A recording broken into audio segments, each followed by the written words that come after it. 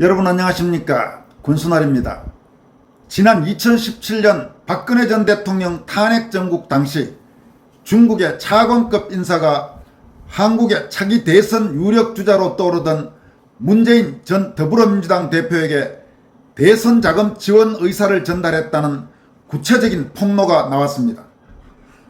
중국 문제 전문가인 김상순 북경대 국제관계학 박사는 최근 발간된 월간조선 9월호 인터뷰를 통해 문재인 정권 출범 직전 자신이 직접 경험한 중국의 한국 대선 개입 시도를 처음으로 공개했습니다.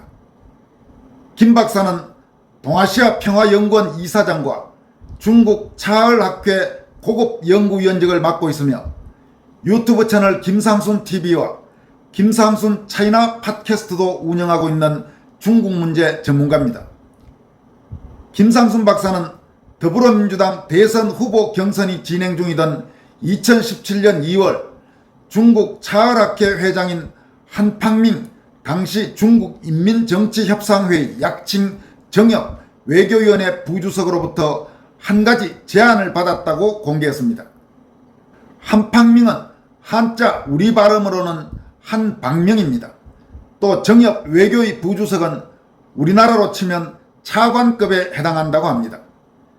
김상순 박사에 따르면 당시 한팡밍을 만난 장소는 중국 북경에 위치한 방송사 LETV 사무실이었는데 한팡밍은 이 방송사 부회장 직책도 겸직하고 있었습니다.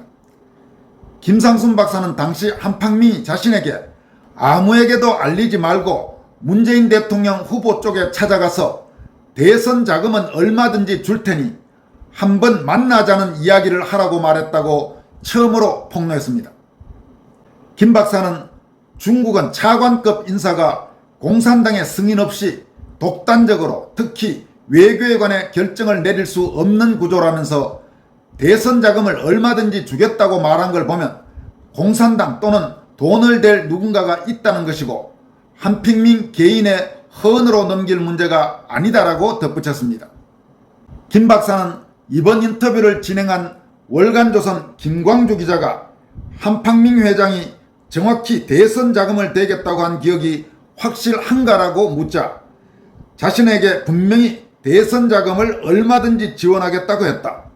중간에 다리를 놓기 위해 밥을 먹거나 하는 비용을 말하는 건 줄 알았는데 확실하게 대선 자금이라고 했다. 자신이 설마 대선 자금을 말하는 거냐고 재차 물어봐도 그렇다고 하는 거였다라고 밝혔습니다.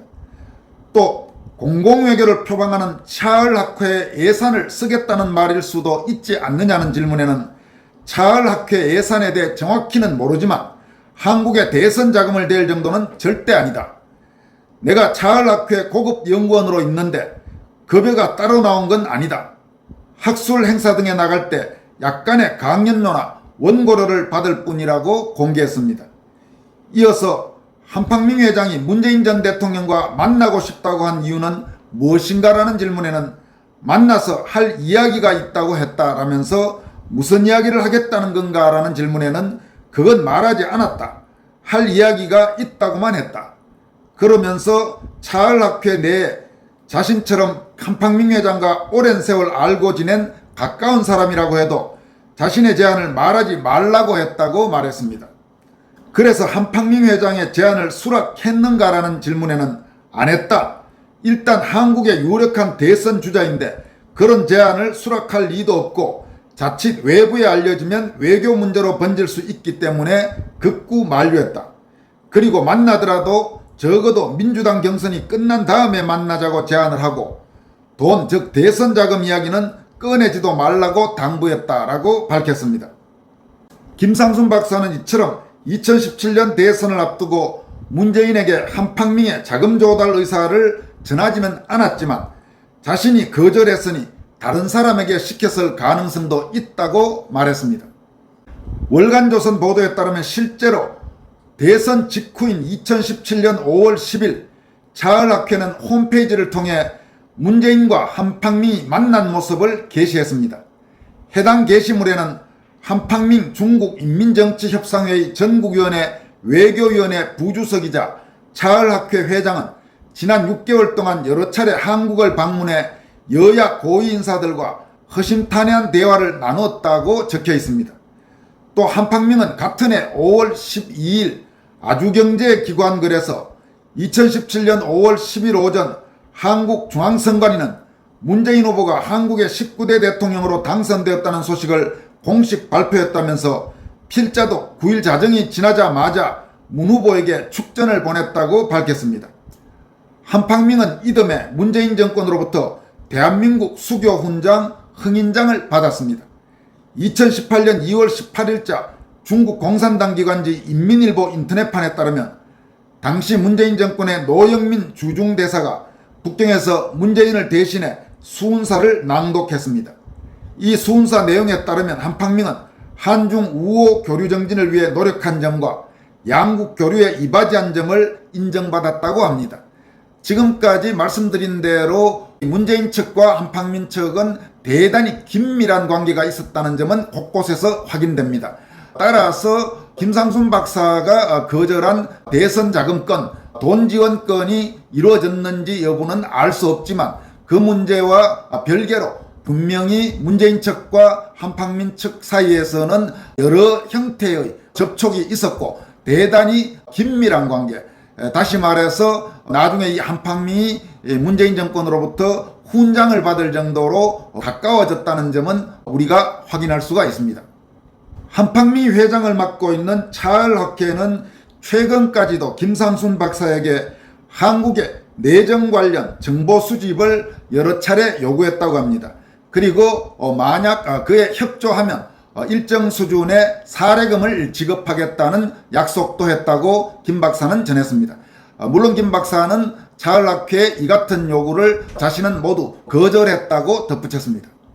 월간조선 보도에 따르면 지난해 5월 26일 더불어민주당 출신인 김진표 당시 국회의장은 관저에 한팡민을 비롯한 차을학회 대표단을 초청 만찬회를 열고 한중 간 이해와 협력이 중요하다는데 의견을 모았습니다.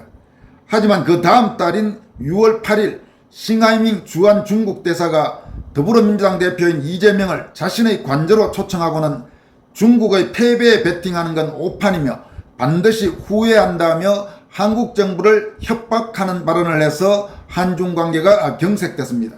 그러자 며칠 뒤 13일 더불어민주당 국회의원들은 북경에 있는 차을학회를 방문했습니다.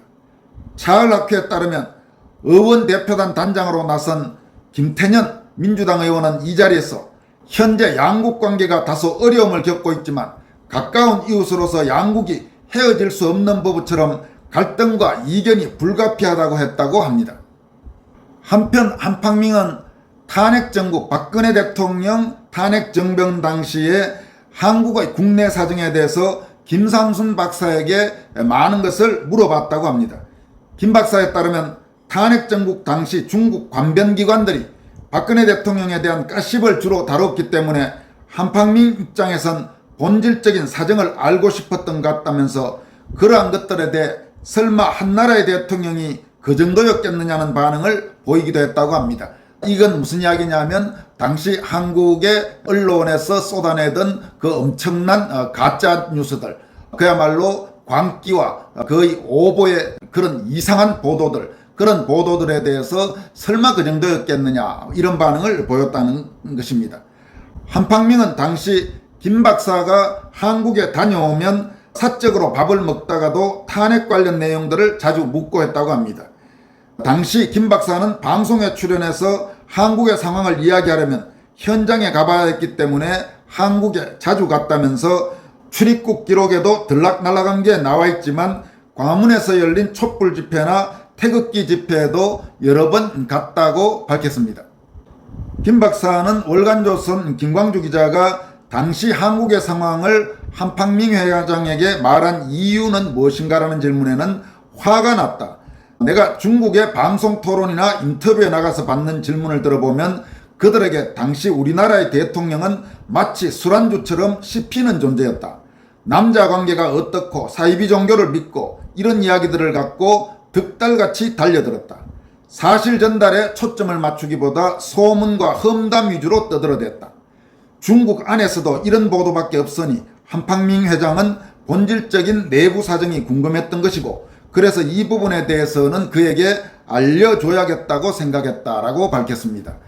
여러분, 탄핵 정국 당시 한국의 언론들이 얼마나 큰 역사적 죄악을 저질렀는지 지금 다시 생각하지 않을 수 없습니다. 그 당시 한국의 신문, 방송, 뉴스통신사 이런 언론들이 쏟아냈던 그 정말로 범죄적인 보도들, 그 가짜 보도들, 그에 대해서 그들이 얼마나 책임감을 느끼고 있는지 묻지 않을 수 없습니다. 당시 그런 보도들은 단순히 한국 내에서 여론을 오도했을 뿐만 아니라 지금 나오는 대로 중국이라든지 일본이라든지 미국이라든지 유럽이라든지 이런 세계 곳곳으로 소위 한국 언론에 따르면이라는 식으로 전파되면서 그야말로 세계적으로 거짓말 보도를 쏟아낸 겁니다.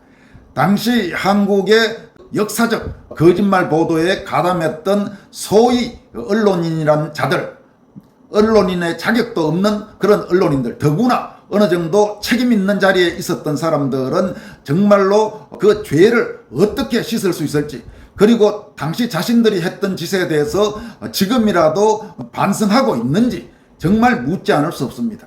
당시 한국의 언론 환경을 생각하면 그야말로 치가 떨리고 분노가 치밀어 오릅니다. 아마 시청자 여러분들, 구독자 여러분들 중에도 그런 공감대를 느끼는 분이 한두 분이 아닐 것입니다.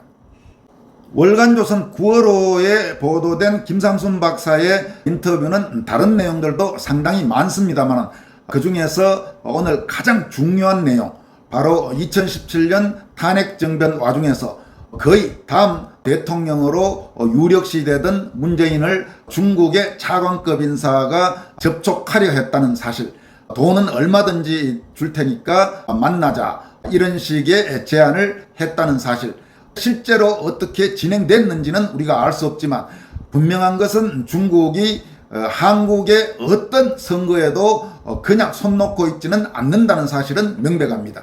한국뿐만 아니라 중국의 선거 개입은 지금 세계 곳곳에서 문제가 되고 있습니다. 심지어 지금 최근 일본의 유튜브 방송을 들어보면 일본 자민당 총재 선거와 관련해서도 중국이 개입하고 있을 가능성이 있다고 해서 일본에서 상당히 긴장을 하고 여러 가지로 문제가 발생하지 않도록 점검하고 있다고 합니다. 그 이외에 다른 나라들에서도 많이 문제가 됐죠. 하물며 한반도는 중국의 사활적 이익이 걸린 지역입니다.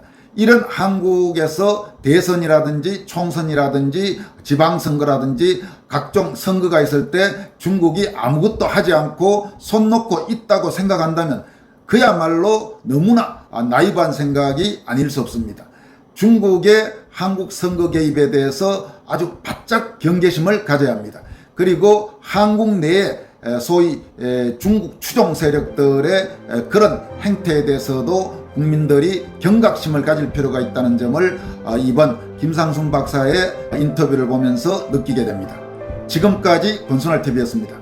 여러분 고맙습니다.